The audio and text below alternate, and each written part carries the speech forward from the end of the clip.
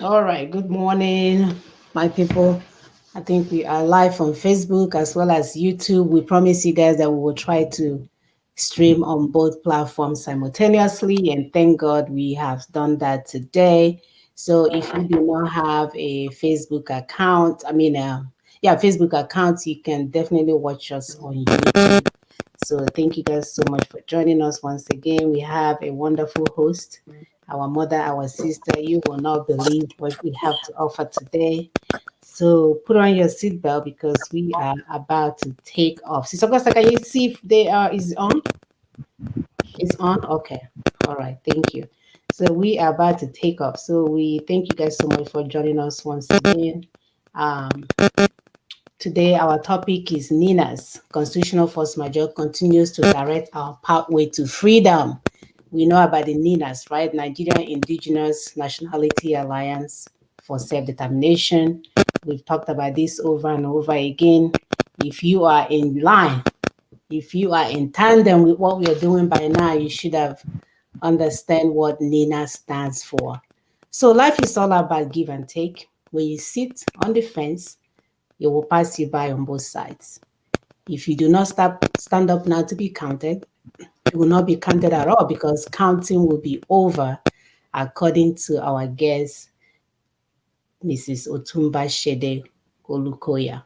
At this point in time, we have defeated the title deed by which we are decimated, according to our brother Tony Nadi, the Global Terrorism Index 2018, that was compiled by the Institute for Economic and Peace, one of the four terrorist organizations who were responsible for the 10,000 deaths in 2017, resides in a country called Nigeria. The activities have made Nigeria one of the most dangerous countries in the world. Over the past decade, they have counted for 44%, 44% of all the terrorist deaths. As we continue the countdown from the December 16, 20 Constitutional Force Majeure, join us today to welcome back our sister, our aunt, the real Amazon of our time, Otumba Shade Olukoye. She's the treasurer of Ilana Omo Udua. I was practicing all night. And the chairman, Center Steering Committee leaders. She'll be shedding some light today on the following issues, which are how constitutional force majeure, so we're going to be referring as that as CFM, has liberated the indigenous people of Nigeria from the killer headsmen. Yes, we have been liberated, y'all. What autonomy means to the various people of Nigeria, which we have never experienced in our lifetime. We're also going to look at the importance of self-defense as an integral part of self-determination. And lastly, we are going to look at commencement of self-governance for the ethnic nationalities of Nigeria. To start today, we are going to play a video that our brother Tony Nadi, I don't know how he does it, but I think he was ordained for this activity because if not, he wouldn't be here by now. We don't know where he gets his fuel from, but this man is like fire. He's going and going and going and going. When it comes to his people, he's so passionate. You wake him up in the middle of the night, he's there, accessible. Not when you're collecting money for someone, you will call them, they are not calling you. We're not even collecting money, but each time you call him, he will answer. So, my brother Tony, we love you more than life itself. Let me pull up this video real quick. So, we're using this new platform, so you'll be patient with me. I practiced already. Hopefully, he will check out as planned and not disappoint us today. Okay, so here is the video. And into the real issue, which of course I know you're very passionate about it. The constitutional force majeure, which you have called for, declaration of a sovereignty dispute in Nigeria. I think it was a 3-month ultimatum, if I'm correct. Yes, the 90-day ultimatum that began on the 16th of December in 2020. So we already have web. Yeah. How far have we gone in terms of your engagement? And most importantly, what a whole lot of people are asking you is the legal standard for these particular demands which you're making. Yeah. The Constitution is a social contract. We are all on the same page on that.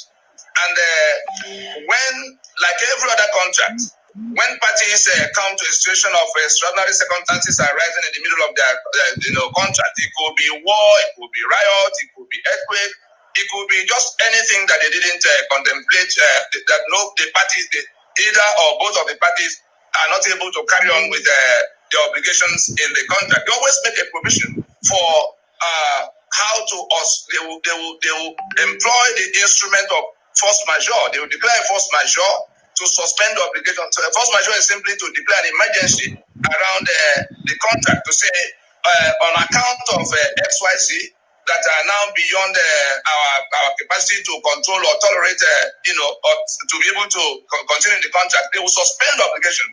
Does that apply to constitutional matters? No. Let's get it straight. Of many, especially in that area of law called jurisprudence. So I'm breaking it down here to be able to understand it.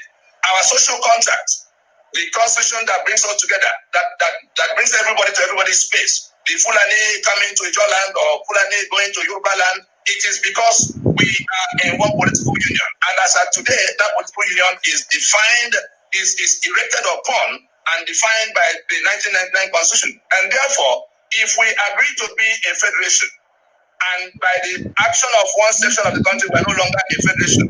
If we agree to be a secular union, and by the action of one section, we are no longer a secular union because of the imposition of Sharia in a substantial part of the country, 12 contiguous states.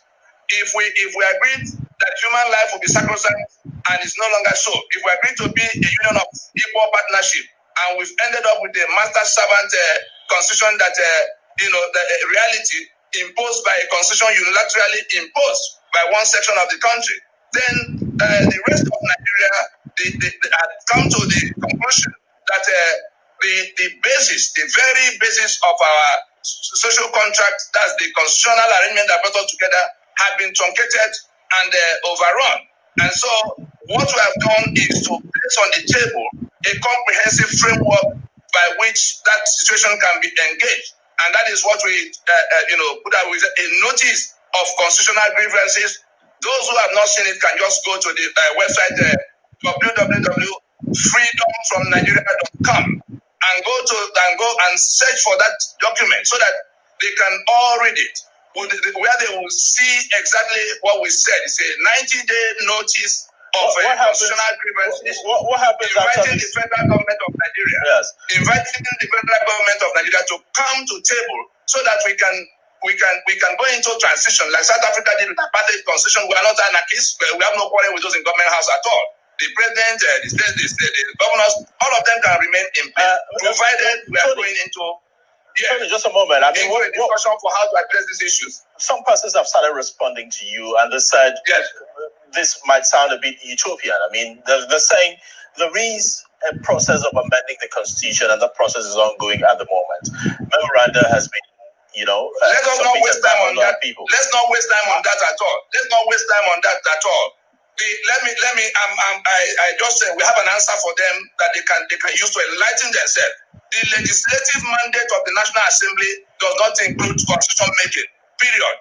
Section 14(2)(a) of your constitution even admits it, that sovereignty belongs to the people from whom government, through this constitution, derives all its powers and authority. And further to that argument, just a moment, further to that argument would be the fact that... Let me land so that our listeners can understand why we say the National Assembly has no business with what, and they know, because we have engaged them privately in the last 15-20 years. And they have chosen to continue the treason introduced by Absalom Abaka in 1999 when he put our signature on a document that render us slaves in our lands. And in that claim that we, the people, agreed upon and enacted that constitution, is the preamble to that constitution. Compare that preamble to the decree number 24 by which the constitution was introduced. That decree spelled out step by step how they came about the constitution. That they set up a committee that went round and that most people in the committee, most people wanted a return to 1979 constitution, which by itself, again, was not a product of the people, because Obasanjo, introduced 17 amendments to the finished work of the Constituent Assembly of 1977. And so, both the 79 and the 99 are products of imposition. Supreme Military Council with no reference to the people, and then it turns around to claim that we the people, meaning we the Ogoni, we the Ijo, we the Berom, we the Tiv, have submitted our lands and our people, we the Yoruba, into the union called Nigeria, and that we have made the constitution that will govern the affairs of that union.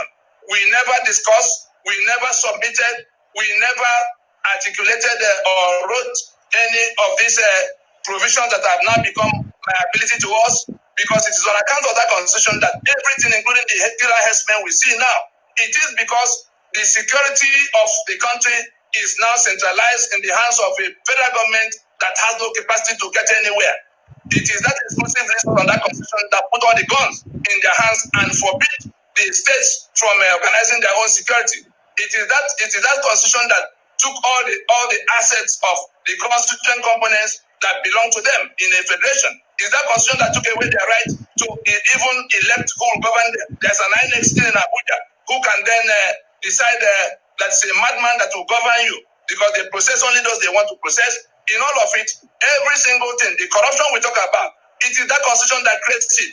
If we made the constitution as claimed, because the issue here now, those talking about amendments on the subject matter are illiterate on the subject matter, whether they are professors of law, and I challenge you to bring them to TV so that we can disgrace them publicly. Anybody who is a lawyer. Tony Nadi, yeah, we don't want to disgrace people on TV. Yes. We just want to engage in a conversation. Yes. Let's talk about you said the National Assembly, as it is, doesn't have constitutional powers because to amend the Constitution, because according to you, the Constitution should and can only be enacted or amended by the people. Let's get the basics. Let me just throw this. We're not saying they have no right to amend Constitution. We have no Constitution to amend. That is our claim. The document on the table called 1999 Constitution, the extent that we did not make it, and they say we made it. And it is that document that is responsible for every single thing we are complaining about, including the killings going on. And they sit in Abuja, hanging onto that fraud, hanging onto that forgery, hanging onto that information. So what happens after the 90 days? Tony Nadi, let's move forward. What happens after the 90 days? What will happen? We wrote it into the proclamation. We said that if after 90 days they don't come halfway to meet the people complaining, the majority in the country that are dying, that are now faced with existential threats, if they don't come, that we will reconsider our allegiance to that constitution. Anybody can read that to mean whatever they choose. I can tell the country this morning that the impediment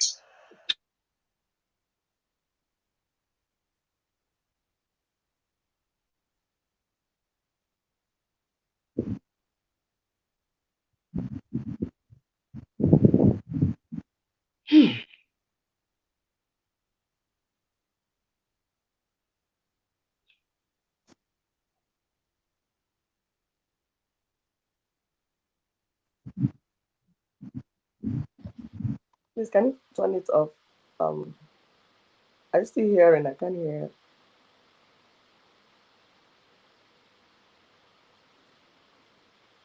Now you are muted.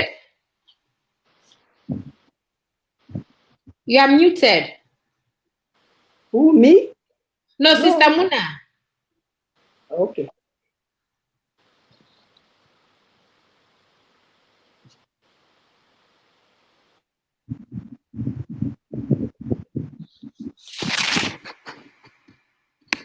She's still muted. Okay, I'm sorry. All right, so today is our first time using this wonderful platform. Do not embarrass me on air. I don't know why he muted my mic while I was showing the video. Maybe he didn't want us to have interference. So anyway, sorry about that. So we're going to have the rest of that video posted on our page, Facebook page, only because I'm not sure why it stopped playing. But you can see from that Kai channel, we were able to pull out this 10 minutes part that Tony played. If you listen to the other one, is so modern, my dear. So we tried to use our video to copy the other part of it, but as you can see, it did not work in its entirety. I promise you do not want to watch on that Kai channel. So as we move forward today, I am going to, I think I have a second video to play. Actually, let's have our host go ahead, our guest go ahead and introduce herself. Please, Mrs. Otumba, go ahead. Good evening, everybody, or rather, good morning, good afternoon, good evening. Because we are all in different time zones. Can you all hear her? Can you hear me? I can hear you. Yes, I can. Okay. And Sister Muna has she's muted herself again. Anyway. So my name is Otumba Shade Olukoya. You know, and like you said, I'm the treasurer. I did not touch that mute button. You didn't touch it. But can you hear me?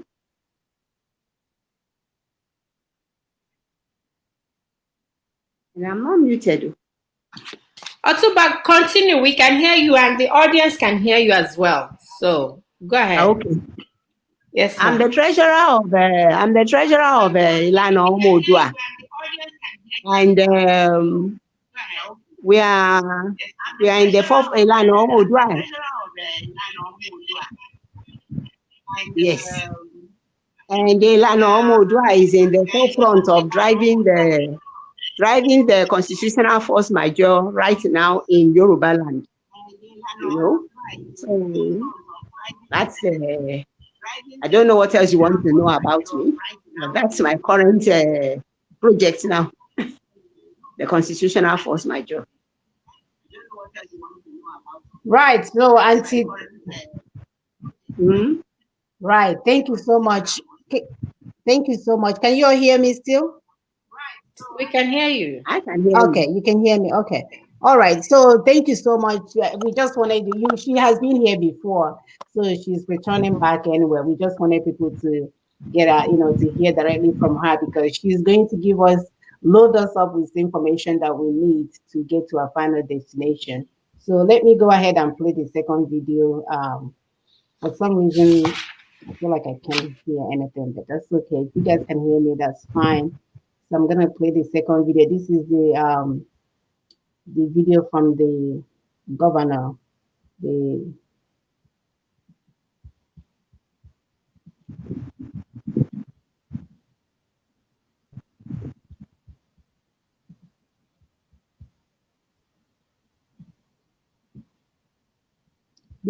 video from the Fulanis. I'm sorry. So let me pull that up.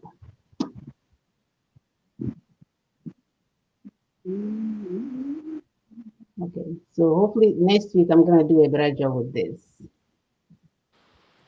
You're right. There are Fulanis, there are governors. So we already have the Fulanis as governors in Nigeria.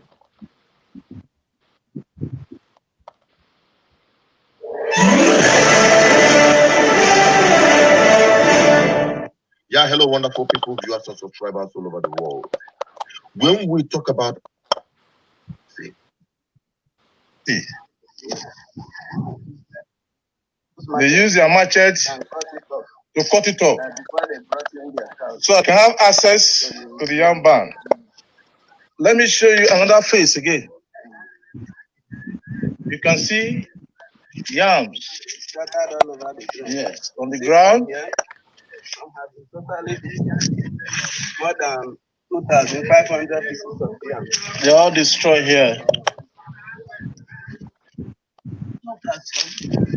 You can see this area is empty.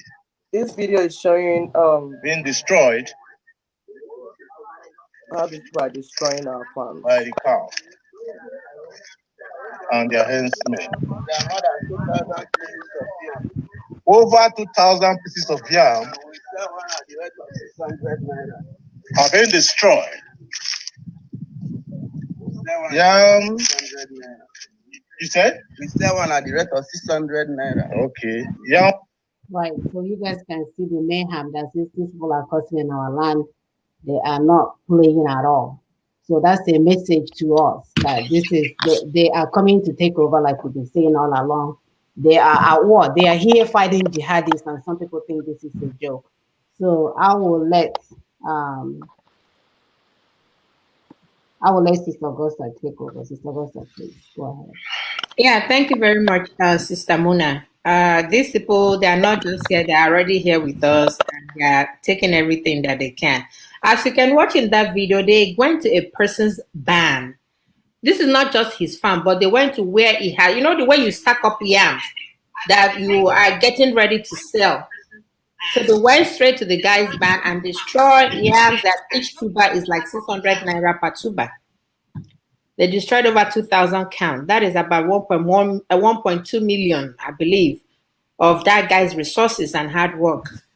So these people they are animals, and if we don't get them out of our lands, I don't know. Anyway, thank God for the constitutional force majeure. First, I want to thank Otumba for being here once again. As we said, today we are streaming live on both Facebook and YouTube. So if you're on YouTube, you can go to Daughters of Truth and like our channel, like and subscribe to Daughters of Truth. You'll be able to view some of these things that we're doing. All right, to Otumba, it is obvious, Mother, you were born into a royalty and leadership. No wonder your passion for your land and your people. That's what differentiates you from the stooges in our land called political leaders.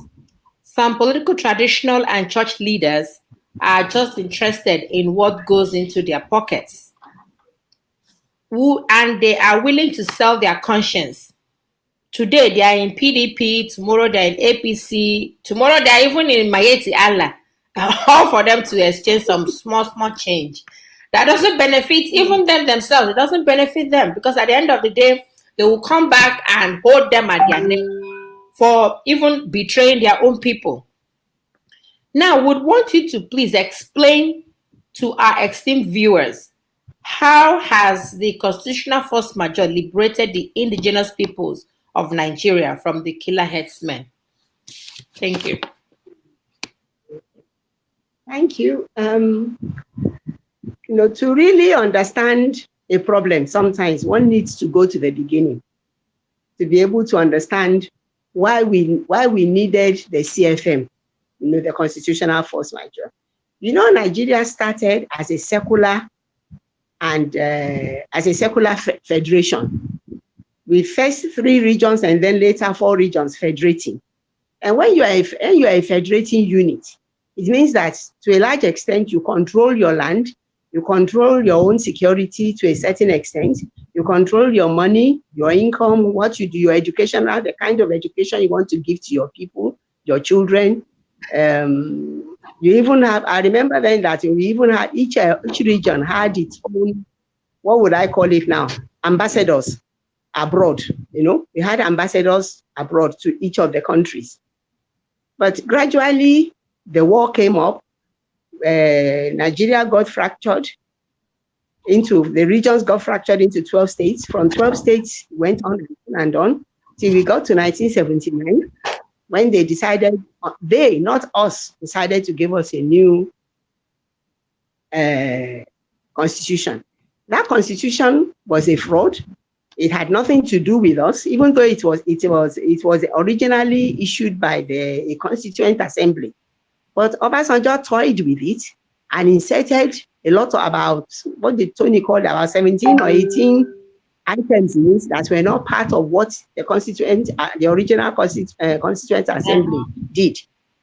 So from then, but somehow, none of us paid any attention. At least those that should have paid attention, the Bar Association, the judiciary, even the politicians themselves, they did not pay attention. So these people, they got away with that one. And by 1999, when Obasanjo was now coming back, 79 he was leaving. By 99, when he was coming back, there was another one that, according to Chief Wood, was not even ready as of the time he swore to it. And so he swore to a non-existent constitution that later became a pain in the neck for everybody. because that constitution now had everybody by the neck. Your in the federal government. So your security, your lives in short. So gradually, things started to deteriorate. We know we had our own Fulani people here who had always been living in Nigeria. Now they started to offer, through Muhammad Buhari, they started to offer asylum in Nigeria to their brothers along West Africa. You know, most of the Fulanis, they used to come from Futaji Island, graze their cows down to Cameroon, moving along with the weather, with the dry season, the wet season, the rainy season, and then they go back again, and then they come back. That was their lifestyle. That's true. Well, somewhere along the line, Buhari decided to offer them permanent abode, and he decided it was going to be in Nigeria. So this thing started again. As I said, the 1999 constitution, that was 1999. That was when Obasanjo became head of state. A year later, we had 12 states declaring Sharia, which was even as fit as that constitution was, it was against what that constitution wrote down, that Nigeria is a secular state. And from that point on, it started to dawn on everybody that we were in trouble. So from that point, that was 2000, 2000. So that's 21 years ago. We've been at this problem now for the last 21 years. It's taken us 21 good years of meeting, talking, starting with Pronaco. We started with Pronaco. After 1 year, Pronaco wound up. We had movement for New Nigeria. We had to call it movement for New Nigeria then as a sort of decoy. It was actually movement for New Nigeria. But if we had done that at that time, we probably won't be us talking now. They probably have taken us out. So we had to, MNN started with all the regional members. We worked on that till we got to the point in, I think, 2015, when there were other things going on, but I don't want to bore you with all the history, because a lot of these things would have been inside our history books, but they banned history because they didn't want us to know what was really going on in Nigeria. So we got there. We got to the point in 2015. I think it was the Lower Niger Congress who did their own solemn assembly first, repudiating that constitution as a group. I think in 2017 the Yorubas did their own in Ibadan. 2018 the Middle Belt did their own in Makurdi, and then as a conglomeration of all the three solemn assemblies, we had the Freedom Park Declaration in December 2018, where we actually now said no more of this constitution. We are moving on. Everybody must fight for their liberation, their self-determination. And when we got to that point, that is December 2016, it was like we had reached a sort of watershed. So this constitutional force majeure now is the execution of that Freedom Park Declaration. That we no longer want to be governed under this constitution. It's killing us. First of all, they started with religion. From religion, it moved to land grabbing, because it's land grabbing that is now the problem. They want your land. They will displace you. They change the name of your village to to a Fulani name, and they say and they bring colony, and they move their people there. So all these people that are in ID camps, we should not deceive ourselves. They are not likely coming back except we make a move to make sure they go back to their land. The Fulanis, and that's what they want to do to everybody: take over everybody's land, kill you or drive you out, or make you subservient to them. The choice is yours. This Yoruba, this boy, it's a pity. I feel bad that he's a Yoruba guy, Femi Adesina, who said that is it not better for you to give them? Is it not better for us to give them our lands than for them to take our lives? I mean, what kind of a question is that? And that was what he said. And even Buhari himself said that, told Autumn that he should go and learn to live in peace with his neighbors. I don't know who our neighbors are, because I know our original neighbors. But that's the problem, and that was what brought up this constitution. Is that? So that was what brought up this CFM. Like I said, it's taken us 21 long years to reach this stage. So we now declared it on 16th of December last December, like 2020. And the whole purpose of the constitutional force majeure is that it's a constitutional dispute. What we have entered into now is that we're telling the federal government that we are in dispute with you. We want to stand on our own land. We want to be free. We want to have self-determination. And self-determination is not dependent on anybody. That's what I want people to understand. If you are standing on your ancestral geographical land, you are entitled to self-determination. You don't need anybody's approval. You don't need anybody's permission. So first and foremost, my people, my sisters, we don't need permission from the federal government for self-determination. We don't need their approval. They don't have to approve of it, whether they like it or not. If we decide this is what we want, it is what we want. And we are covered by law, by international law on it. And that is why it has more or less liberated us. Because under normal conditions, from that December 16th, you know that what they would have done, if it had not been covered, they would probably have moved in, brought in the army, brought in the police, brought in whatever, to decimate us, to pick us up, to tell us we can't do this. But if you notice, there's not been one single word from Abuja. Malamida normally drops down at any point in time. He had nothing to say. Lai Mohammed had nothing to say. In fact, they didn't even, they all avoid, they walk around the matter as if it is not in existence, as if they've not heard anything, and yet they've heard loud and clear, So they've heard it loud and clear. So that's the liberating aspect of that constitutional force majeure. It leaves you free to sit down and repackage your lives, repackage your destiny, try and see what you want to do with it.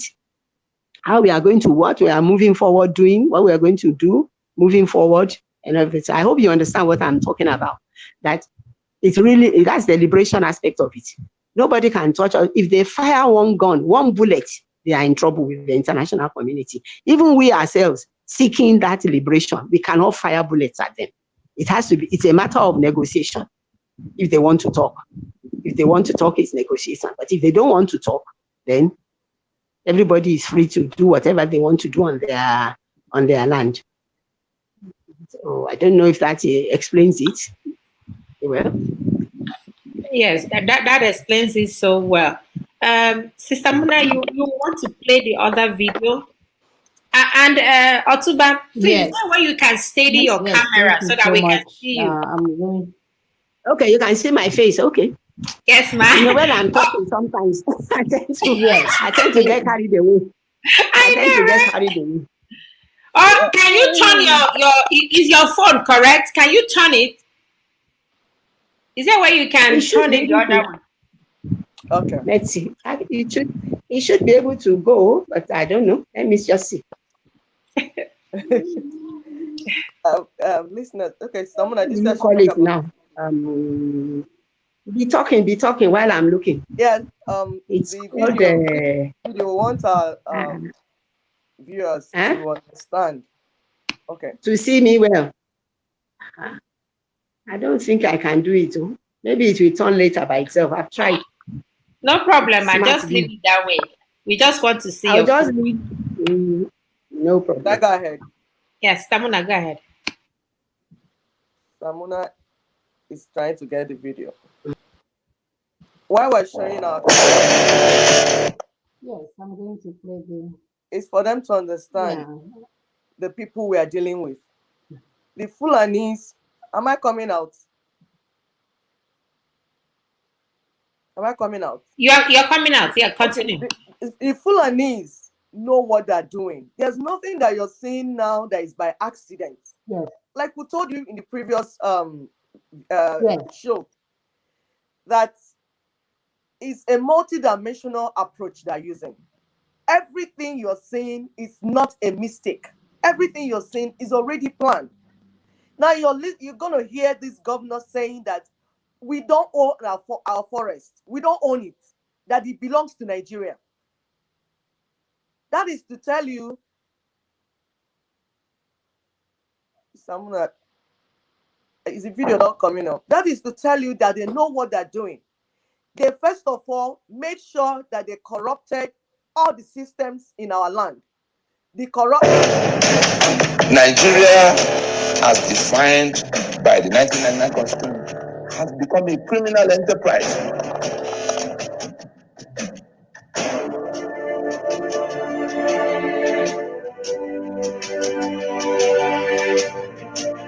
They've seized everything. They now want to kill off those who will challenge them tomorrow. That's what's going on now. And it's been done in the name of the federal government of Nigeria.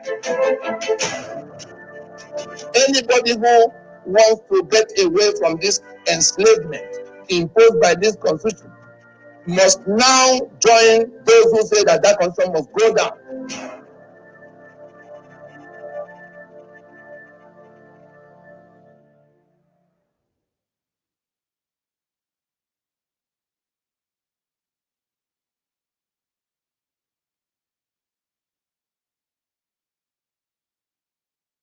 What are doing?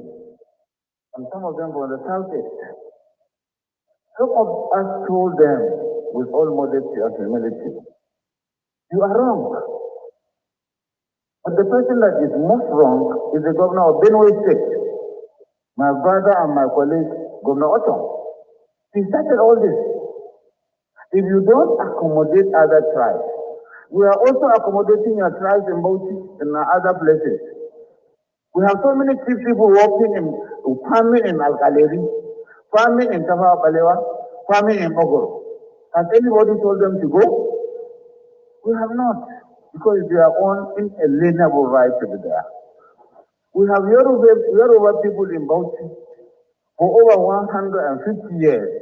And now, because the Fulani man is practicing the tradition of transhumance, pastoralism, he has been exposed to the vagaries of the forest, the animals, and now the cattle rustlers who carry guns, kill him and take away his commonwealth, that is the cows. Nobody owns any forest. The forest is owned by Nigeria. Under section 23, 24, 25 of the Constitution, every Nigerian is free to stay anywhere.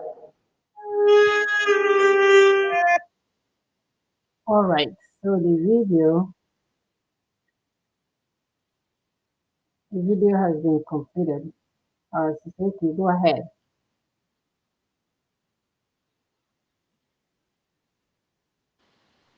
So Augusta, I think it's going out. Yes. Can Okay. you hear me, Augusta? Yes, I can. I can hear you. And Yeah, thank this is you. very funny. So I'm no longer hearing myself. I'm no longer hearing. No, I'm not hearing you you're guys good. at all. But that's okay. So this video, Siseki, are you there? You are muted.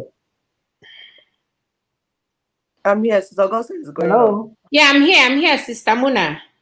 Sister Augusta is going on. Sister Muna, can you hear me? Otuba, can you hear me, ma? I can hear you perfectly well. Okay. Okay, good. So thank you for coming back. Now And I it's better. can. I have to put this earpiece to hear you.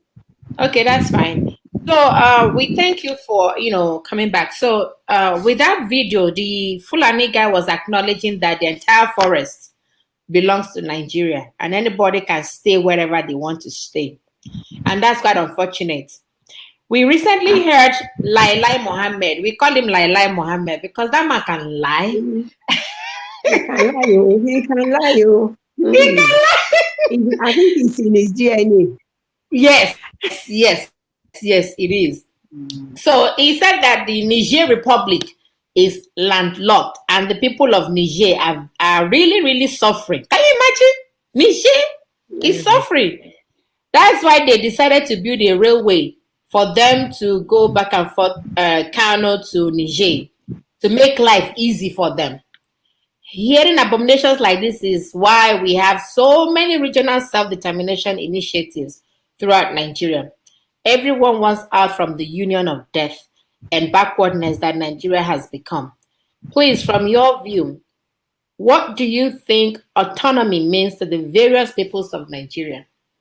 Thank you. Like I said before, one needs to go back to the beginning of a problem to really understand it. Niger, when the British or when the Europeans came and they carved up Africa, they decided the boundaries themselves. The boundaries were all where Niger may have been part of the old northern area before. But they've given it like they did inside Nigeria, you know, like Taraba, up of Taraba is Middle Belt. Down of Taraba is Igbo. You have some Yorubas in Kogi, you have some Yorubas in Kwara. Even in Ekiti, there's a whole local government called Ekiti local government in Kwara. They are Ekiti people, but they are in Kwara. So that was the same thing these Europeans did when they carved up Africa. They carved up a lot of people that were originally family or tried same ethnic groups, have them into different areas just to give themselves enough land.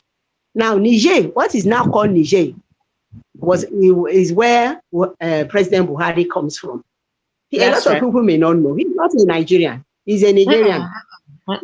His father was a teacher or whatever they said his father was doing there. And he just came, but because these people know that they are maybe one and the same, he was able to enter Nigerian army and rose to the level of a general there.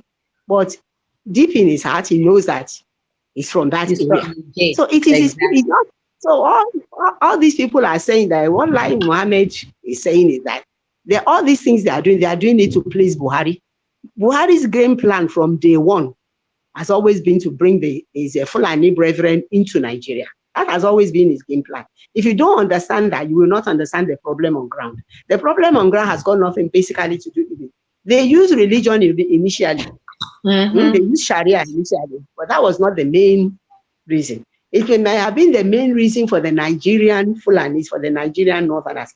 But for the foreign Fulanis who are coming, it has nothing to do with religion. Because if you notice, they kill Muslims as well as they kill Christians. You know, nobody they cannot kill because it is the land they want. They are land grabbers. That's what they want. They want building a road or whatever from Nigeria to Niger Republic, or building refineries. It's just an extension of their conquest. You know, they want to make sure they have enough. And they have another route to get out of. And they're also planning ahead. They already know they were going to have problems with the South. That the South is not going to be the same easy walkover that the Middle Belt was for them. So they know they needed another exit. They need another exit from the North. So that's part of why they are doing it. You know, they're also building a road to Algiers in Algeria. They're also building a company that cannot finish an express road in 6 years in Nigeria. They want to build an express. Yes, they are building. They are planning on. Fashola announced it that they are building an express and a road to Algiers. So because they need to be, they are looking for alternative means of being able to come in and get out of the continent. So is this the land grabbing thing that is at stake? And in the process of it, they are killing, they are maiming, they are destroying our economy. Because once they destroy your economy, you don't have money. What can you do? How do you fight? They have disarmed us already. But meanwhile, they are arming Fulani bandits. You can see Alhaji Gumi, front page of newspaper, saying he went to sit down with 700 bandits in Nasarawa or is this Zamfara? I don't know which of the states, and to talk to them. How did he know 700 bandits were there? He was even telling us that there are like 3,000, but he spoke to only 700. How did he know if they were not part of the plot? They are all together. They all know what they are doing. It's not like Sister Muna said, it's not an error. They know exactly what they're doing. They've been planning this for years. We were just unaware of their plans. It's true. That was what happened. They've been planning it for years to take over gradually. That's why they made sure that everything, even though they invested your land in your governor, but the governor is invested in them now. It is whatever they tell the governor that the governor will. You can see the way our governors are going backwards and forwards. Today you can go. Today is their country, and we are not sending them out. How can my forest, those forests are special forests because there you have your cash crops, you have your timber that you sell, you have the wild animals you are keeping to keep your environment environmentally friendly. Ecosystem friendly. It was when we were doing all this that I discovered that we actually have elephants in Ijebu. I never knew we had elephants here before, but we do. And I'm sure it won't only be in Ijebu. But these people, when they go there, they'll kill all these wild animals for food. They'll burn down your timber cut down your timber and use it for firewood. Use all the grass and all the green things there for food for their cattle. Not caring what happens to you. And then if you talk too much, they kill you off. So what we now need is, since that is their game plan, our autonomy that you're asking about, autonomy means, I don't think there are 2-3 meanings to autonomy. Just like, all the people saying that, what do you mean by restructuring? Why do you mean by autonomy? Why do you mean by the devolution of power? They are just being mischievous. They are playing around the issue. They are dancing around the issue because they don't want to come straight to their point. Autonomy is autonomy. When you have autonomy, your land belongs to you. What you do with your land is yours. The education of your children is yours. The taxes you impose is your own decision.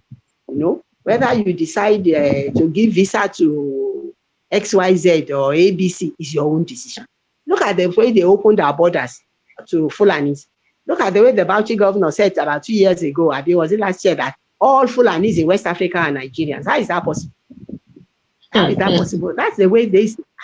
So now the same man is saying that they own everything. It's the same governor that said that. I say now that they own our forest. How is that possible? A forest that, number one, does not even belong to the federal government. It belongs he said they are fluid. They have to feel everywhere. They're like water. No, that's even under that fake constitution, your forest belongs to, is entrusted to your governor. It's not to the federal government. No land belongs to the federal government.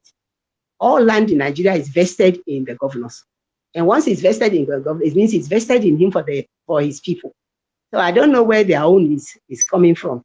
So autonomy is autonomy. Don't listen to that. Autonomy that means the same thing, that you are in charge. That if you have to make a security decision, you'll be able to make it. You don't have to wait for Abuja. And if you catch a thief on your land, Abuja cannot phone you and tell you, release that man. You understand? This is what is happening now while there's no security in Nigeria. If you catch a headsman or you catch a bandit, they will tell you, they'll phone, leave them. There was a report in the papers today about a DPO shooting an Amotekun officer because he arrested bandits. What kind of nonsense is that? So those are the things that if you had autonomy, it will not happen. If you have autonomy, it won't happen. Autonomy simply means being in charge of your territory. It does not mean different things to different people, my sisters. It means the same thing. In your land, it just depends on what your assets are. Like in the Southwest now, the ports is our asset. In Lower Niger Congress, you have your oil and your gas. You have your the Midwest. They have their this Ethiopia river that they are dredging for ships to go in. Everybody, the Middle Belt, they have their waterfalls. They have beautiful waterfalls there. Beautiful waterfalls. They used to be called the food basket of the nation. Yes. So they can produce food, but now there's no food in Nigeria anymore. If you know how much food costs now, how much it takes to eat a decent meal, and these people they don't care because our money is there for them. They make millions a year. If one yam of tuber costs 5,000, they can still afford to buy it. You understand? So I don't think there's any difference in what autonomy means to anybody. Every region needs to be in charge of its region, from taxes to education, to health matters, to whatever, name it. Everything. If in a federating unit, you just decide between yourselves that, okay, what do we give the center to do for us? And once you give it, it is what you give the center to do for it that you pay them for. You give them a percentage of your earnings. Not that they'll take everything first to Abuja and then redistribute it. A Kano state that is destroying beer bottles and everything still collects their VAT collected on alcoholic drinks from the south. They don't say they won't take that money. They take it knowing fully well it is from alcoholic drinks. What kind of principles do they have? You can see they don't have any principles. So everybody's autonomy is based on being in charge. Once you are in charge of your area, you have autonomy. So regional autonomy is regional autonomy. That it has no special meaning, but it's just that each region has different wealth. your wealth is different. Like we have the pots, you have this one, you have that one. But whatever is on your own ground in your area belongs to you, and you should have full control over it. That is autonomy. Thank you very much, Otumba. We are grateful that you are able to explain all this to us. Please, our viewers, help us to like and share. If you're watching here, if you just like, you see other people will see the video, they will see the show. And then if you share once, it doubles. If you share twice, it triples. So that's why it's important for you to like and for you to share, and that's your own part of this job. Look, so much is going on. You can hear what is going on. This is existential threats. We're about to be wiped off. This is not a joke. This is war. War is on us. Our enemies are upon us. We're about to be wiped off. And like we told you that the previous shows, that they have multi-dimensional approach, and they're using every aspect of it. Now we have the Fulanese. Last show also, we told you about the double Fulanese, the ones that are in political, and then those that are doing the head, that are heading their cows. They are all together in what they're doing. So when you see a governor coming out to say something, trace his roots. He's a Fulani. My sister, there's no difference between them. Ati Boko Haram, Ati Bandito, it's the same set of people doing everything. It's the same. They are just giving them different narratives so that people will think they are different people. It's like they started in the Middle Belt saying header farmers fight. What is header farmers fight? They've always been bandits. They've always been Boko Haram doing it. It's the same thing. So you don't get confused. It's the same. They are the same.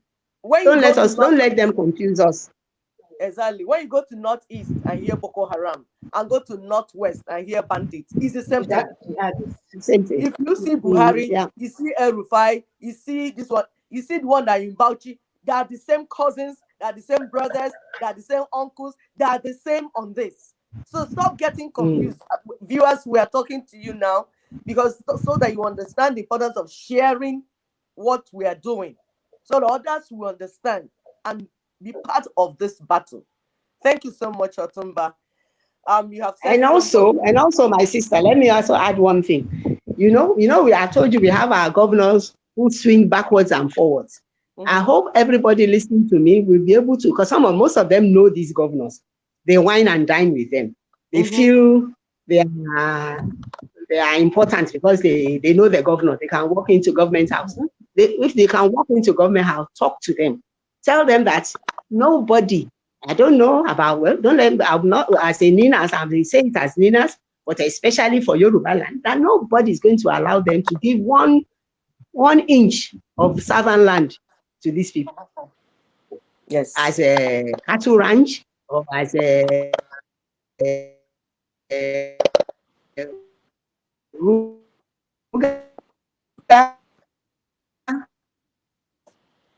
or whatever they call it. Even if it is their father's land and inherited from their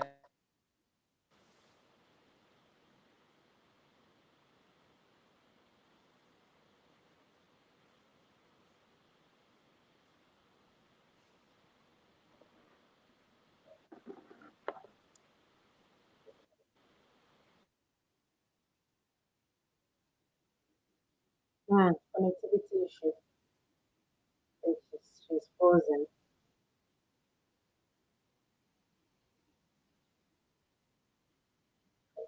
So why don't you continue while we wait for her to come back?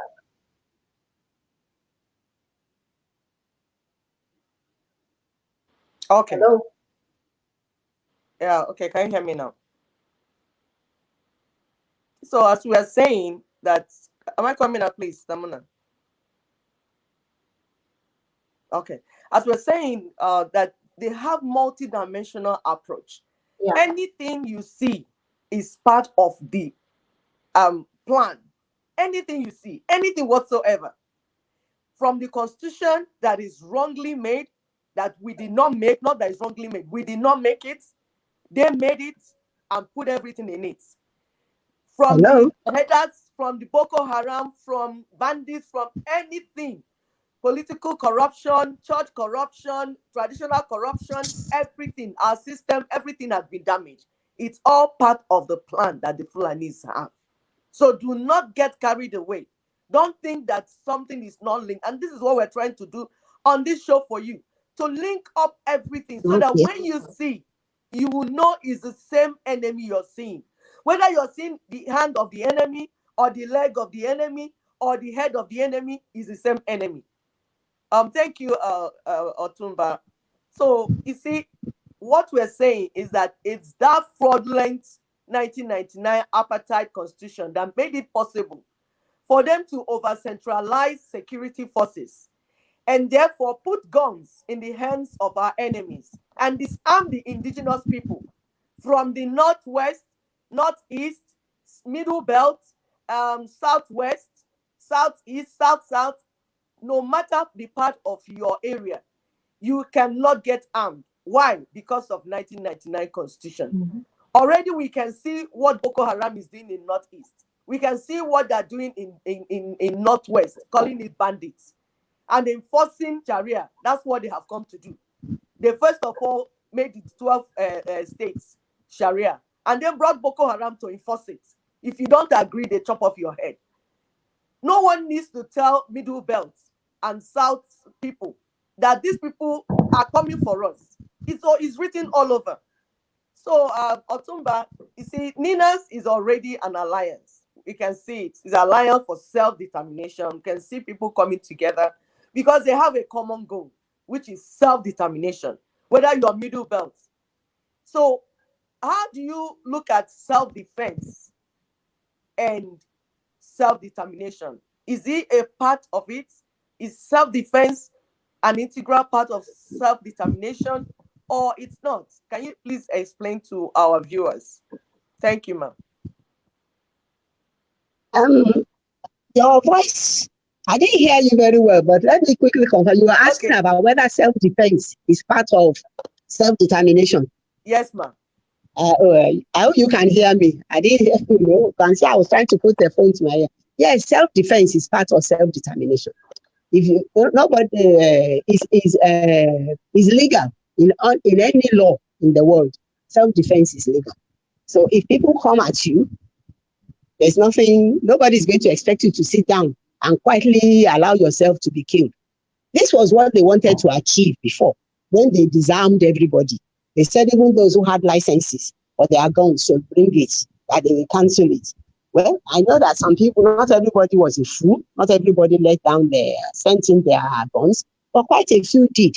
You know, in some areas like the Middle Belt, they even took away their machetes, their axes that they use for farming, so that they will not be able to defend themselves.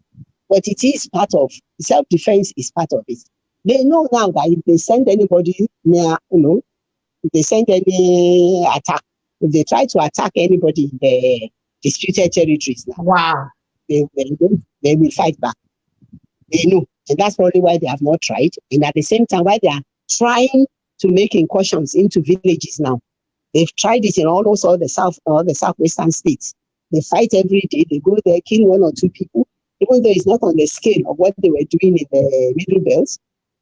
But they are trying to see if they can beat us at it, but they can't.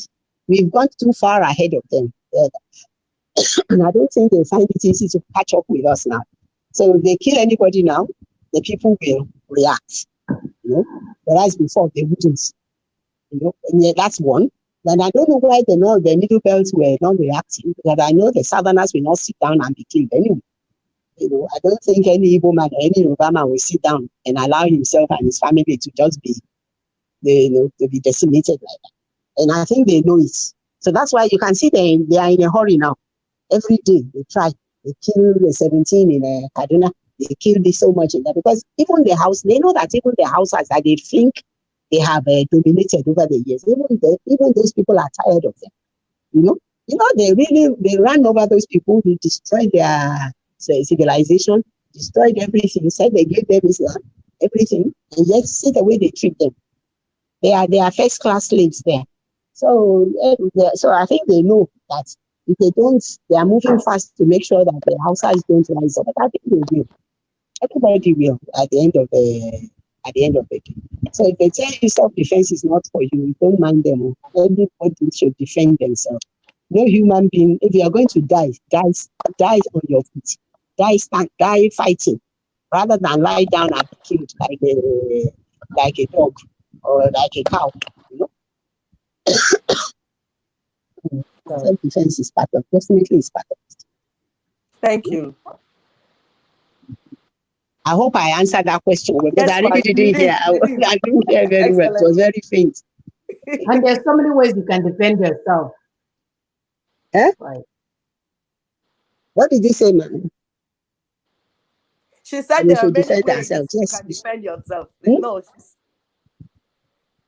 I think it's your mic that is not because I think I hear the others No, I when they said there's talk. so many ways you can defend. Of course, there are many ways. It's not always by carrying gun. They were even saying it in today's paper that bandits are going to buy drones. Where in the world do bandits buy drones? So you know the government is complicit with these people. Can bandits just go and buy drones and start operating it in our airspace? It's not possible. So everybody should accept the fact that it is the government that is our problem. Not even the Fulanis. It is the government because they are complicit. They allow them. They too want them to kill us. But what I don't understand is the Southerners amongst them. Do they think they are going to leave them after they've killed us? They won't leave them now. They'll be the last to go. You know, they think they are going to stay there. They'll be the last to go. So I don't know why they are doing it. I don't know why they are joining hands with them rather than joining hands with their people and No, standing with they their will use them people for now. suya now. They have to eat their suya. Eh? I said they will use them for suya.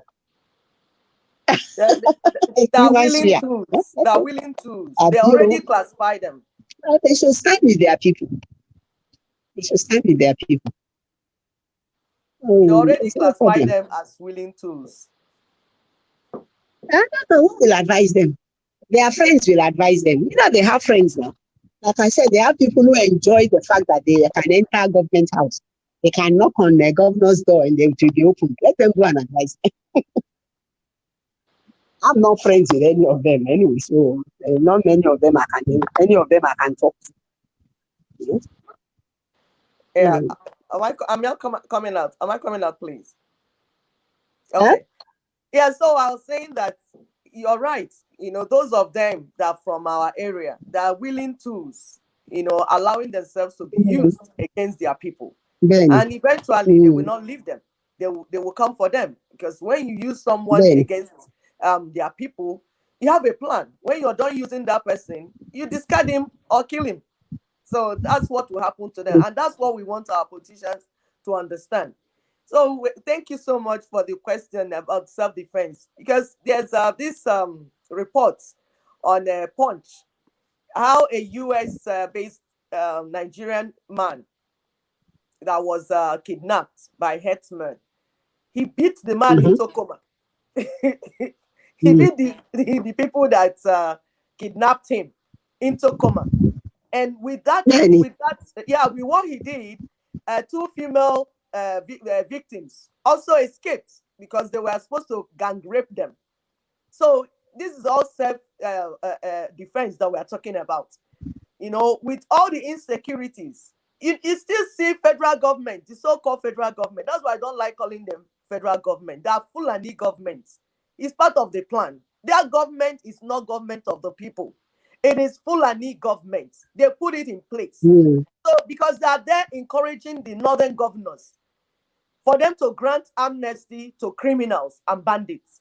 While the ones in the south, the governors in the south, they make them to shoot anybody that is on peaceful protest or anybody that is holding stone or holding bottle or machetes. They will kill you.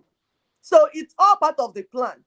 But what we are saying is that our people will eventually run out of patience because we are not like some other people. Our people are quite different.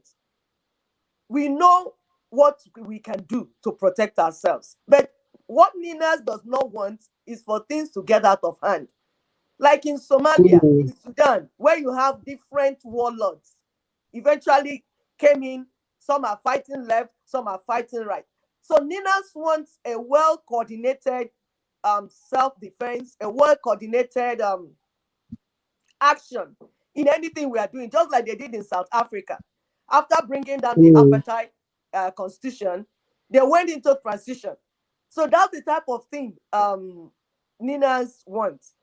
So with CFM behind us now, we have 1 month to go. Otumba, please, what do you think? Do you think it's time for ethnic nationalities in the South and Middle Belt to commence some form of self-governance, at least to protect their people? What's your opinion, man? I don't know if you heard me. It's quite possible, and we are working on it. Right now, in the force majeure itself, we put it there quite clearly that all our sitting politicians, that is all those in office now, governors, senators, down to local government councillor, up to Buhari in Abuja, that they are all to stay there because we don't want anarchy. You understand? They will stay there. A few months or more, 1 year, they're going to stay extra, won't kill us. But at the same time, we'll be setting up our, like you said, a sort of interim government. They can work with them. I would like to believe that each of our sitting governors will probably agree to work with us at the end of the day. When they see what the situation on ground is, they will know that 2023 is gone and there's no hope that way. So they may, if they don't, we have our own. We are working on it, but we cannot give you we cannot make the details open now. But that part of the sitting of those in office now, we have no quarrel with them. They will stay there for as long as it's possible. For as long as we are working this thing out, they will still stay because police have to be paid, civil servants have to be paid, governance has to go on. Like you said, we don't want a situation where you have warlords all over the place. Warlord in this area, warlord in that area, everybody defending their area. It leads to confusion. So we don't want that. We want an organized, peaceful, seamless change. And the only way we can do that is to leave those in power now to stay there. They can stay there. We have no grievance with them. Our people voted them in, whether mistakenly or not, they've been voted in. So they can do the job for us. And I don't believe that most of them, during that period, they will come around. Some will run. Some will buy tickets and run and disappear because they know that they can see the trouble coming. Some will join us and work. And some may try to infiltrate us, but we are ready for all of them. Whichever one, whether they want to run away, they want to join us, or they want to infiltrate us, we are ready for all of them. Don't worry. There will be a government in place. Very soon, it will be announced because the 90 days is going to be over very soon. What's going to happen will be told to people. What their own part of it will do will be given them, because everybody will have their own part to play in this. So by the time we get all that, there will be no problem. By God's grace, we won't have Somalia on our hands. We won't have Congo Democratic Republic on our hands. We caused most of these problems. They went to Congo and tried to do what they tried here is what they tried in Congo. And those people said no. They went to Ghana. Ghana told them, the Ghana president said, send them out and kill their cows and eat it. Even in Mali, that was why their president lost his presidency. Why the army came out, because he wanted to give them a place. Buhari was very close to them in Mali. So he was talking to them. They even sent Jonathan there as an ambassador of peace to go and talk to them, to allow the Fulanis to stay there. Those people refused, even though most of them are Fulanis themselves, but they know that these Fulanis from West Africa, they are not the same as they are. They are wild. They have no respect for human life, no respect for the sanctity of anything. Because I still believe, in as much as people may not like it, I still believe that our own Fulanis in Nigeria that we have lived with for years, they have become urbanized. You understand? They know the value of living peacefully together. That's why people keep saying, but Fulanis used to go with stick now. They never carried guns. It wasn't them. It was those from the Sahel that came with all this wahala. But it was Buhari that caused it, because he promised them a homeland. is somebody else's land. We promised them a homeland, and they came in to fight for it. You know, so that even now, Buhari, what these headsmen are doing is beyond the people in Abuja now. They can't control them anymore. Buhari can't control them anymore. None of the people you see in Abuja can control these headsmen anymore. That's why they are buying them off, paying them 100 million. Do they pay us? Do they pay us Nigerians anything when they destroy our farms? But to go and pay these people money, and they still come back and kill. So it's not. We have to face the reality of the situation we are in. Our own Fulani people will not do the things these people are doing. You know, it's these people who want to take over the land that are doing it. I know some people don't like what I'm saying because they say, Fulani is Fulani. No, we have some urbanized ones. Imagine, I've told you they are Fulanis there, but they refuse entry to these ones from the Sahel. They refuse to have them. And rather than have them, they remove their president. And the army is still there now, you know, because they know them. They know they are wicked. They are heartless. In fact, I don't even know. Let me even say they are soulless. They don't have souls. Because I can't imagine the pictures we see, the videos we see on the screen, that another human being can treat another human being like that, kill another human being the way they do it. So the sooner we get our act together, the better.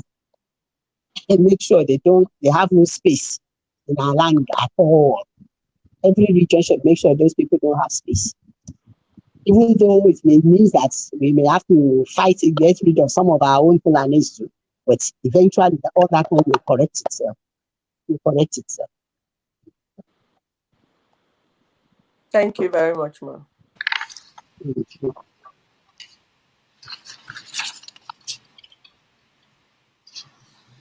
So, how far? I don't know what went wrong with the audio of this thing. Somebody must be tampering with this thing. I hope it's not like Mohammed. And he's not a minister for information. Anytime they don't like what you are doing, they move in and try to block you because the thing just went off. In that place, anything is possible. Yeah, they can only do as much as they can, but we are focused on what we are doing. So, no problem. Yes, ma'am. And also, but you know, your last statement that even though it affects the Fulani from our side, the truth about it is that your last statement, you know, when you explain, you said that even though even if it's going to affect the Fulanis on our side, that is the Fulani from Nigeria. But the truth about it is that Fulanis are not even indigenous to that country called Nigeria. They are not part. They are not. They are like visitors that were allowed to. They were welcome to come and stay. And instead of them to stay quietly and do what others are doing, they are trying to grab the lands. These were the people that were strategically placed. Exactly. They were strategically placed. You know, when they came as Babiala, before you know it, they are now our ministers. They are now our if you go to President said, if you go to Lagos, if you go to the Ports Authority, they are the controllers of the port. They are everywhere. Then they are everywhere. So they are not indigenous in any way. They are not part and parcel of that contraption that they formed. So we want them out of. They just have to go out of it. That's why I said it will affect our own. Yes. Our own Fulanis who are where it will affect. There's no way it will not affect them. They have to go.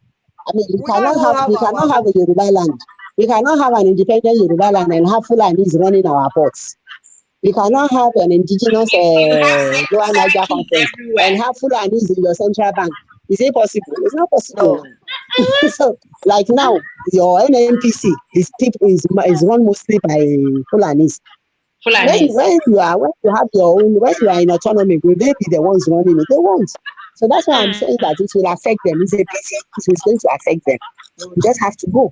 But at least because we need our space, and we need our independence, and we need our autonomy.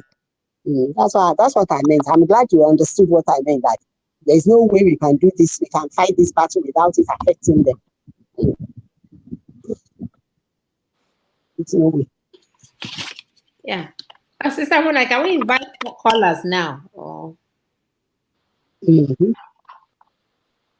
Okay, thank you guys so much. I'm not hearing myself. Yes, so I'm not hearing everything you guys are saying. I don't know what's going on. But it's time for you guys to call Mm. in. I posted the stream thing to join us pinned on our thing. So you can also call our number, our Zoom ID. No, not Zoom ID number. It's not Zoom anymore. You can call us on WhatsApp at +1 774 338 0942 +1 774 338 0942. You can also call it as a WhatsApp or a phone number, or you can use that link that I posted on the that I pinned on the thing. You can use it to uh, join us if you want to. So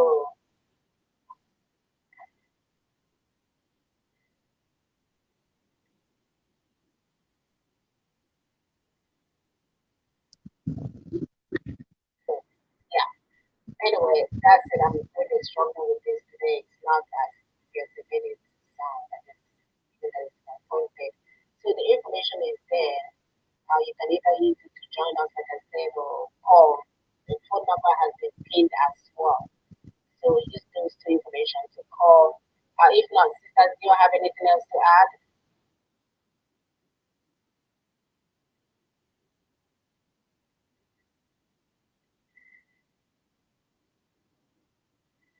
Sisters, can you all hear me? I can. Hello? Can you all hear me? Yeah, we can hear you. In case you can hear us, I can hear you. Though a little bit muddled, but we can hear you. So what did she say? Callers that want to call. It is her last question. Yeah, if we could hear about her. caller. It's for callers. Okay. Okay. Yeah, it's I was asking, do you have anything else to add? And nobody said anything. No. Oh, she wanted to ask if we have anything else to add to it. Sister, can you hear her? Me? No, I'm asking Sister. I can hear, yeah. Okay, good. Yes. So for callers, the number was pinned there.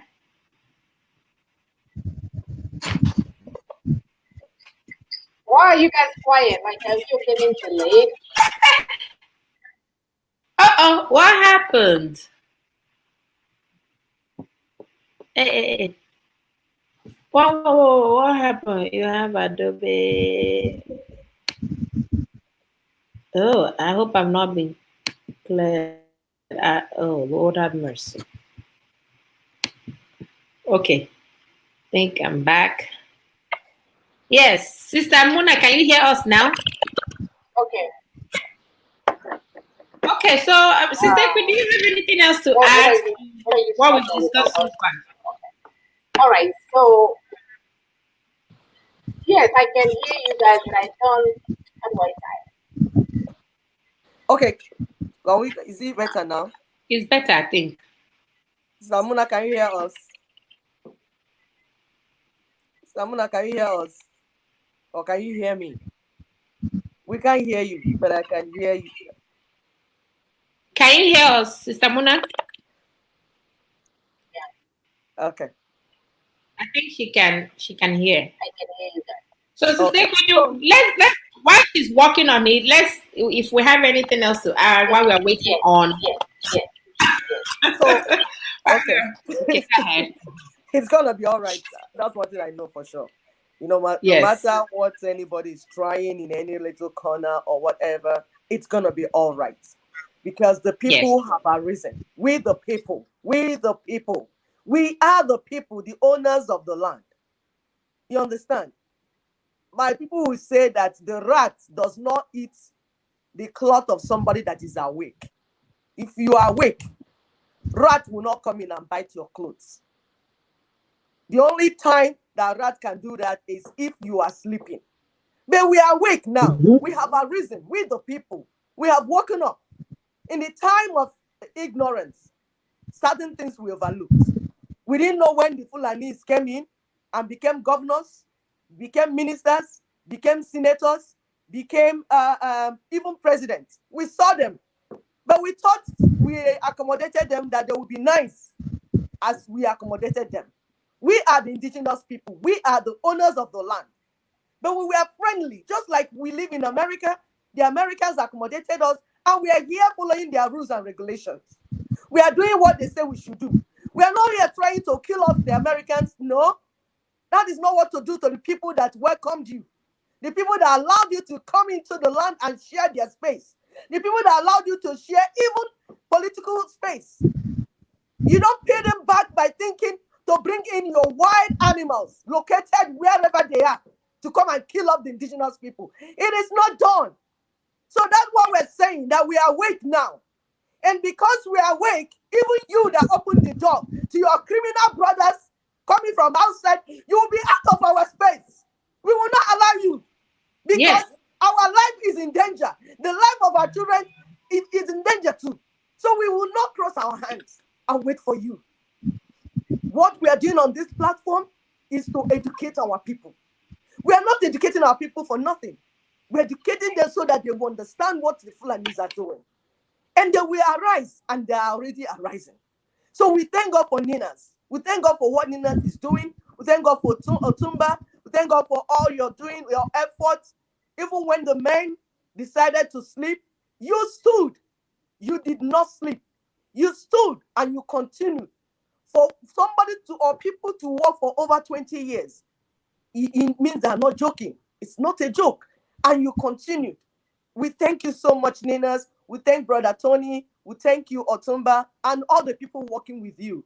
And we appreciate our people that already coming up, already getting informed, already understanding what we're saying, the message. Can you hear all this that we are saying? We saw the video when we showed you where they came in and destroyed the yams. The yams that we're saying that we don't even have food already in the ground. They take their sheep and goats to go and eat all the things that the farmers farm. Kill them off. Then even the yams that you kept in your barns, they will go and take their cow there and eat it up. Our people are suffering. And we are saying we are not going to sit down and watch while they destroy our people. And that's what we're telling our political party people. Our politicians, we know you are the willing tools. We know that they give you money, the money they steal from us. They give it to you so that you can enslave us. And we are saying that when the ground is hot, you will be the first victim, because the ground will be hot. We are saying that nobody will sit down and allow her people or his people to be decimated in this form. It's just that we don't know how it's going to happen. We are just trying to organize our people so it will not be like Somalia, like some white people said somewhere. We don't want Somalia, because the properties on the land belong to us. We built them. Like the Igbos, after the Civil War, they gave us 20 pounds. Not each family, it's 20 pounds, those that have accounts. The rest of the people that took their money and gave to their brother and said, put in bank for me, they lost everything. We lost everything. Out of the ashes, we rose. We built what you can see in our land by ourselves, self-effort. And we are saying we will not allow anybody to destroy what we have built. You will not bring war to our land. And you will also not bring Fulani terrorists to our land. Both of you. You bringing war, you bringing Fulanis, all of you. We the people, we say no to all of you. So the politicians, close your shop. Because our house is on fire. 2023 election is the last thing we want to hear. That's not what we want to hear. So close your shop. We need to settle these things that we have right now. When we are done settling it, we have our constitution, have our referendum, Then we'll begin political activities. For now, it's not politics. There's war on the line. Thank you, Sister Mona. Thank you, Sister Augusta. Thank you, Otumba. Yes, Sister, we thank you for that. As Sisters. rightly, our Well said, politicians that they Sister should close. Mona. Yes, the Sister we meant. Yeah. So the politicians should Thank you close. so much. I think we have Are someone. you back on? Okay, sure. Yes, they should. We are going to start that very soon. We are going to enforce that very soon. You know, they started the validation. They started the validation APC. As if everything is normal. As if everything is politics. Exactly. They've started. Because they want to bring in their Fulani. They want their Fulani brothers to be registered for the votes. That's what they want to. Sister Muna, do we have the caller now? Sister Muna is not even hearing us. Do we have the caller now? Okay, we have a caller. Can you hear me? Yes. Okay. I'm here. Okay. This is Luso. Go ahead, Mazi. Good morning. Good morning. Good to hear from you guys this morning. I have been hearing close shop. However, I have not seen any movement towards closing that shop. So my question now is, how do we enforce this closed shop among our people that want to dine with these people, and to continue to get their favor, like becoming governors, our governor, even when we don't elect them?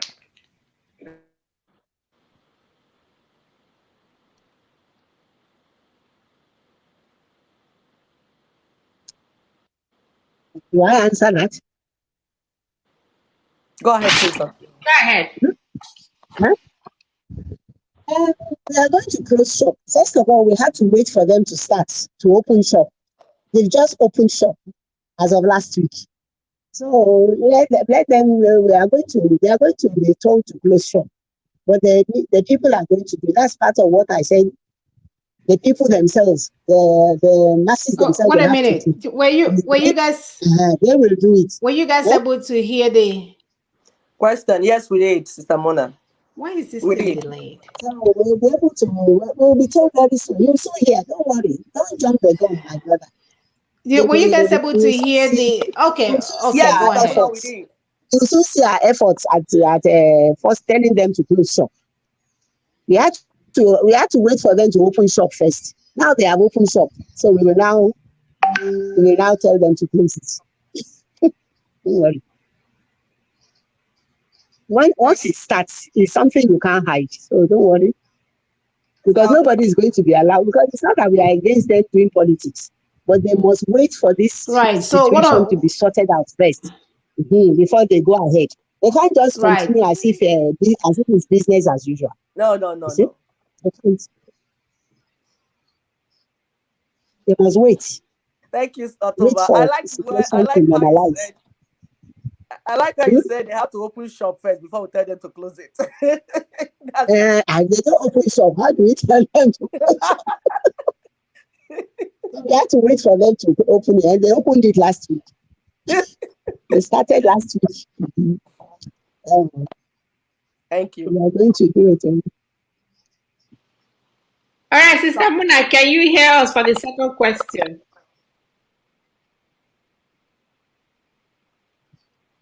It's a little bit delayed with Sister Muna. I don't know. Yeah. Is there anyone hearing the audio?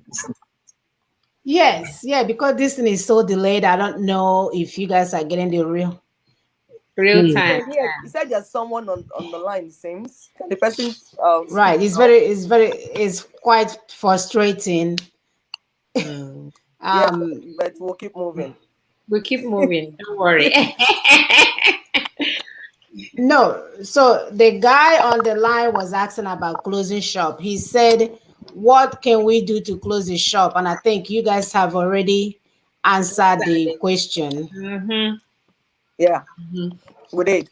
Mm. And then I want to add a little bit to it. Go ahead, Sister Queen. Sister Mona is not here now. Okay. She's in her different world. So, okay, Okay. go ahead.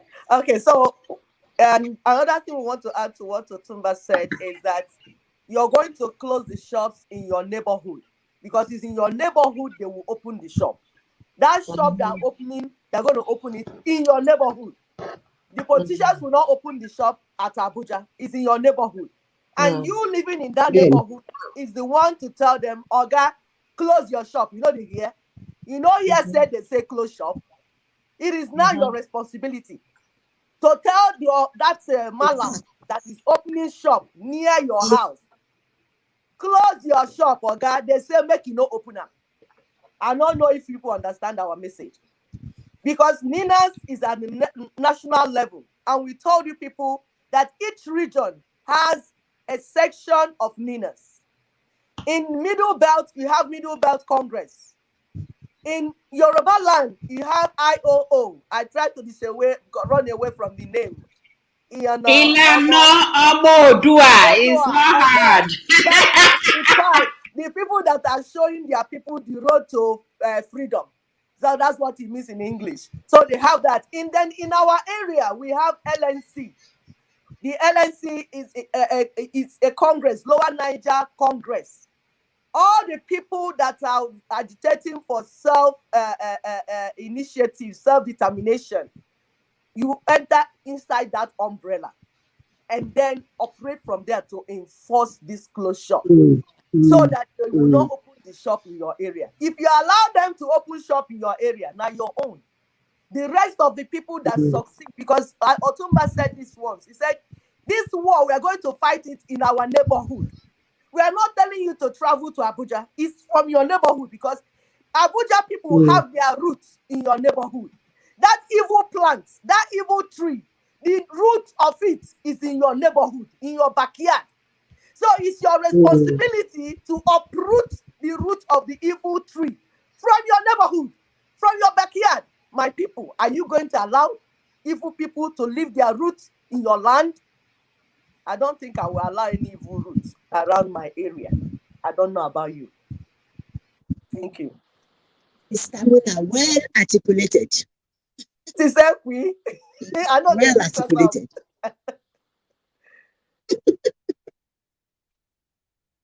You said it better than I would have said it myself. They don't need to travel anywhere. So they'll see one local chairman, they'll see councillor, they'll see everybody there trying to be somebody that wants to become the next councillor, that wants to become the next local government chairman. It's in the area. Sister Mona, do we have another person on the line?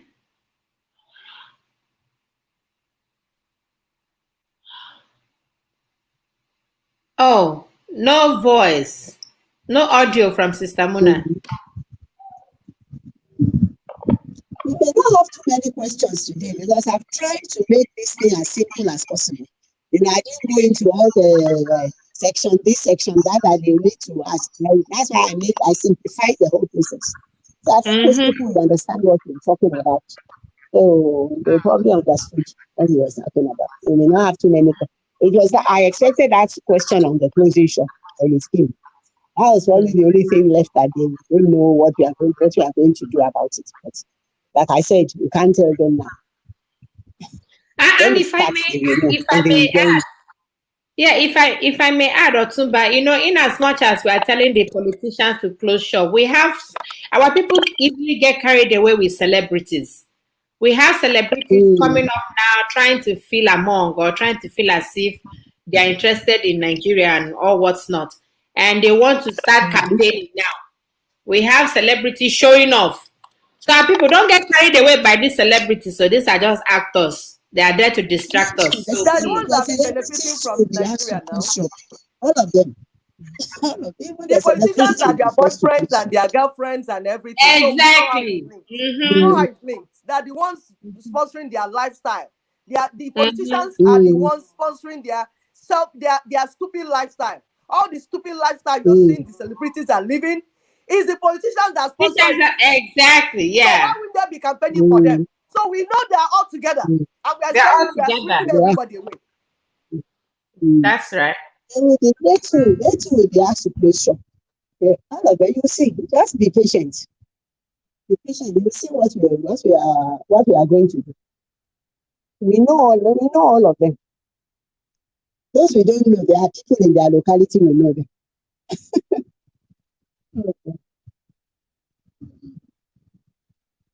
Yeah, Sister Mona, we can't hear you.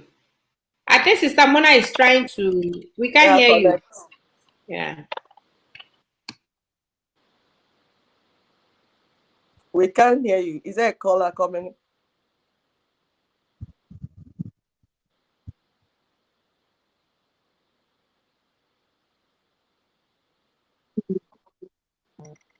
Are you on mute? Because we cannot hear. She's not on mute. It's just that the audio is not visible. It's the audio. Somebody is trying. They are trying to cover us up. I know. They know we have a we are talking about. I don't know what we are talking about. Yeah, but what they do not know is that all we are doing here is enlightenment. The main work is not on social media. The main work is in the on the ground. Oh. What you're seeing for here, some reason, do you know this thing? This immediate. Can you all hear me now? Yes, welcome back, Sister Mona. Can you hear me now? Yes. Yeah. We can hear you. I can hear you now. I have my ear to the microphone. My goodness. Okay, let me see if I can bring this caller in. He was trying to. Okay. This is crazy as hell. Like, I'm not even impressed with this service here. Lord have mercy. Okay, Daniel, you go ahead. Try again. Okay. Good evening, everyone. Good evening, viewers, wherever watching from this very evening. I greet you from Biafra land here. We've followed, have listened to one of the guests about the West, what she had said.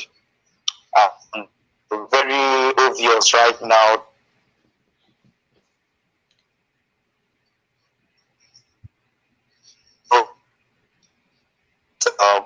With concerns to the nation, we've heard go.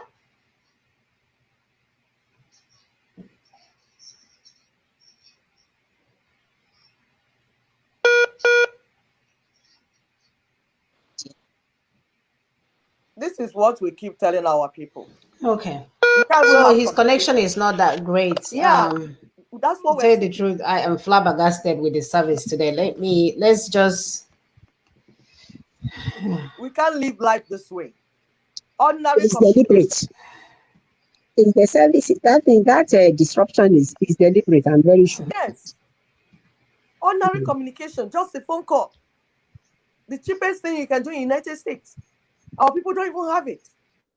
And somebody wants me to wait till 2023 to change it? That's insane. That's not going to happen. That's what they keep telling you. We are when we come in, they keep telling when I come in. So that's you wait, you suffer it for another 2-3 years. You wait, it needs to start his own. Another 4 years gone by. And that's how before you know it, they've spent 20 years of your life and you've achieved nothing. Exactly. Nothing. Today is PDP. Tomorrow is APC. This one will jump from PDP. Count 1999 to now. 22 years. Wow. And we have achieved nothing. Nothing. Close to nothing. Unbelievable. That's unbelievable. All we have on ground was what was there before they came in. Before the politicians came in. They made it worse. What they have, they made it worse. They have ruined everything. They've ruined it. They've ruined what they found on ground. They've taken us back to the Stone Age. So they have ruined everything that we ever had. They have. Then, mm, That's so sad. What kind of a You yes, know, these politicians are so unbelievable. There was this state that somebody, a politician came in as governor, was there for 4 years. He did nothing, and when he finished, the father said, somebody that did exam, wouldn't they give him receipts? Okay, let's give him repeat. He needs to repeat because people say he failed for 4 years. Let's give him a repeat so that he'll come another 4 years. can you Do you know imagine? these people Can you smuggled imagine? in for him to come and do repeats of 4 years? The 4 years now was now worse than the first 4 years. And people are dying. What people are not understanding is that this thing is not a game. The lives of Mm, people are involved in this issue.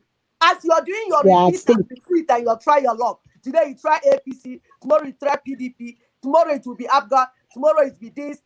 People are dying. People are dying.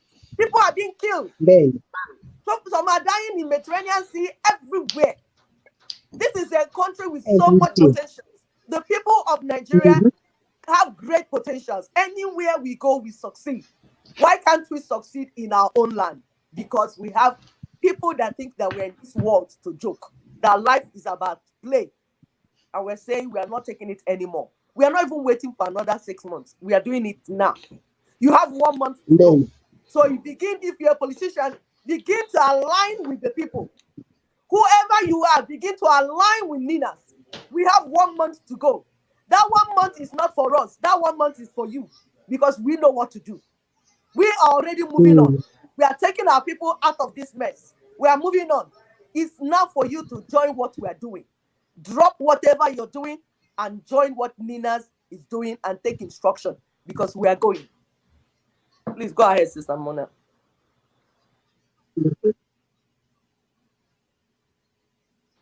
Are you back now? Or do we continue until you back? All right, can you all hear me? Yes, we can. Yeah. Well, we spend most of the show. Can you hear me or no? Can you hear me? We can hear you. Go ahead, please. All right. So this whole thing, screaming, can you hear me? Can you hear me? This is crazy. I am so sorry. So anyway,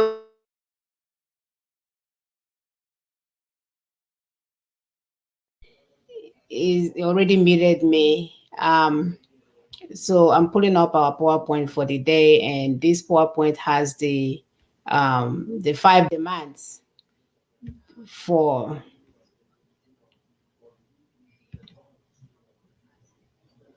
the 5 demands. So the formal acknowledgement of declaration of the constitutional force majeure. Please, this is not a time to call. This is not the time to call. I'm struggling here. Let's just call it a day. So, Is it okay to take the call? I don't know.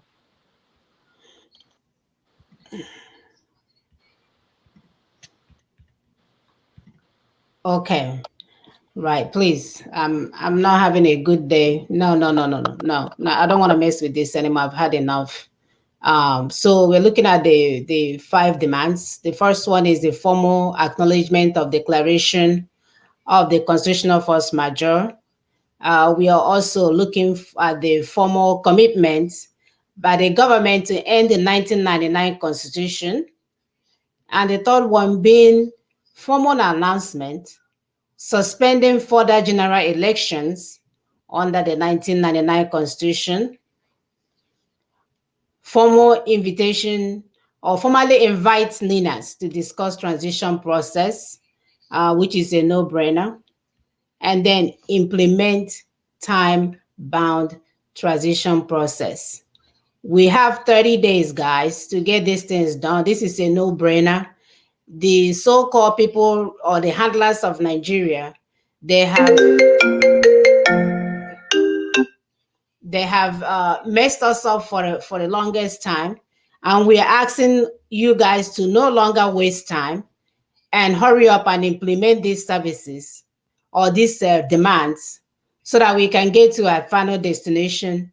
Any day that we do not restore that country, any day that we not restore the republics that we're asking for, is another day for our people to die So we are in a dire situation here. The earlier we get on board with the process, the better for us.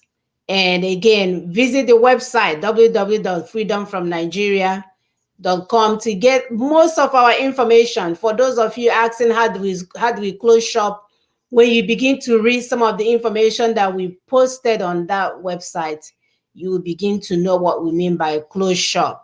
We need to go home. We've had enough of this nonsense. So thank you guys for joining us. Hopefully next week will not be this complicated. I'm not sure when I practiced with Destiny, they made it seem so easy, but today it got hijacked by someone. All right. Thank you, sisters. Please go ahead. Thank you, Sister Mona. Thank you, our viewers. We'll now say a summary in Igbo language so that, because we want to make sure that we get to the grassroots. We have people that are working on the ground. And Sister Mona, please, do we have a flyer, a pamphlet, a copy of it, so that people will look out for it again? Because it's coming to your neighborhood. It's coming to your area. We're starting from, we are not just at the top. We're getting to the neighborhood, and it's coming to your area. You jump in when the vehicle gets there. So, ndị be anyị ndewonu, daalụnụ. Ndị otu, ndị ninas, ndị a na-akpọ ninas. Kedu ndị bụ ndị ninas? Ndị nas mụ na gị, anyị nwa. Ndị nwa obodo, ndị nọ n'etiti, middle belt. Ndị nọ n'ọdịda anyanwụ, ndị Oduduwa. Ndị nọ na ọwụwa anyanwụ nke side anyị, south east, south south. Anyị niile gbakọtara ọnụ wee mkpụrụ ha na-akpọ ninas. So ndị ninas chọrọ ka ndị gọọmenti etiti nabata emume constitutional force majeure emere n'ụbọchị 16 n'ọnwa Disemba n'afọ 2020. Emume a ga-adọtu ajọ ntọala ahụ ndị Fulani ji egbu ndị mba etiti, ndị mba ọdịda anyanwụ na ndị mba ọwụwa anyanwụ na Naịjirịa. Abụọ, ha chọkwara ka gọọmenti etiti kweta na ọ bụghị ndị nwe ala Naịjirịa dere ntọala 1999, na ọ bụ ohi ka ezuru ndị nwe ala. Nke atọ, onye ọkụ na-agbabe ya anaghị achụ oke. Ọ bụ ya mere ndị ninas jiri wee gwa ndị gọọmenti etiti ka ha jidegodu breki n'okwu ibinye aka n'akwụkwọ na itinye vootu nke 2023. Ha gwakwara ha si ka ha kpọọ ndị ninas, ndị nwe obodo nzukọ, ka e wee kpaa maka otu a ga-esi wee tinye gọọmenti nnọchianya a na-akpọ transitional gọọmenti. Nke ikpeazụ, ndị ninas kwukwara na ha chọrọ ka eyiwe gọọmenti nnọchianya nke a na-akpọ transitional gọọmenti, nke ga-eneba anya ma lekọtakwa referendum a na-achọ ime n'ogbe n'ogbe. Otu a ka ndị mba South Africa siri wee mee nke ha, ihe niile wee dị mma. Ndewonu, daalụnụ ndị be anyị.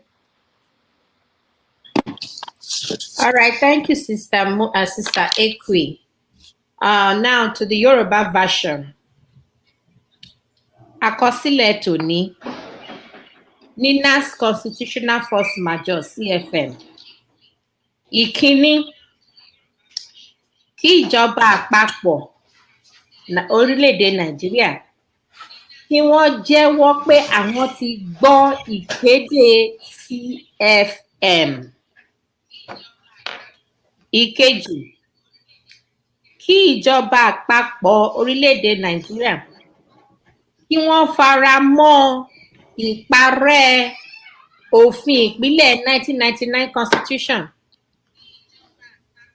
Ìkẹta, kí ìjọba àpapọ̀ kí wọ́n dá dúró láti dìgbò lábẹ́ òfin ìpínlẹ̀ 1999 Constitution. Wọ́n ní láti dá dúró. torí ká nígbà ò ṣe mọ́. Ìkẹrin, kí ìjọba àpapọ̀ kán pe ìpàdé àwọn NINAS láti jíròrò lórí bí a bá ti ṣe transition process. Ìkarùn-ún, kí ìjọba àpapọ̀ kí wọ́n fi time-bound transition process, nǹkan tó àwọn òyìnbó ń pè ní time-bound transition process, fún àwọn regional blocks, fún àwọn tó fẹ́ referendum àti plebiscite, àti àwọn regional blocks fún àwọn tó máa negotiate pẹ̀lú the federating units. A ní 70 ọjọ́ fún àwọn ìjọba àpapọ̀ kan ní láti ṣe gbogbo kìíní. Ó kù 30 days to go. Ẹ ṣé púpọ̀. Thank you, Sister Muna. I think we can continue. Hello, Sister Muna, can you hear me? All right, thank you. Yes, this was okay. Thank you. Yeah, thank you so much. Yeah, this thing I'm talking. I'm here. You can hear me? I don't know why it's delayed. This is ridiculous. Who views the technology like this? Like, ew. This is awful. I'm not even happy with this. So hopefully it will be better. I don't know. You know, most of the people that we see, actually, they do more than 3 people. I guess I need to do a little more research. So sorry, our guests. I'm not an IT guru. I'm only doing this for my people. I thought this would be very easy to use, and it's not exactly where we want it to be. We are so sorry again. But next week, hopefully, it will be a smoother thing next week. So thank you for joining us. We will see you guys next week. Please share. The reason why we invested in this platform was to be able to do simultaneously on YouTube and Facebook. So hopefully we'll work out, because we want some people that do not have access to Facebook to also have access to the show. But if you help us to share, even if there's 20 people and they share, that's 40. That 40 people share, that's 80. So it multiplies. So thank you so much. Don't forget to click the notification button so that they will notify you, especially on YouTube. I think the Facebook part, I don't know if they're playing games with the buttons. So thank you guys, and have a wonderful weekend. Hi, Ayesha. Ayesha Noye is one of our top sharer. We love you, Ayesha. Thank you so much for your hard work. You're always on point. We also want to thank Sylvester Okonkwo. Sylvester Okonkwo is always, anything we post, he's there sharing. We also want to thank Emmanuel and Nadi. Isi Momondu. So we thank all our people for your good work. We are doing this to our people, so we are all in this together. Any way you can help us to get the information out there, we'll appreciate it. Thank you so much. Bye-bye. Bye.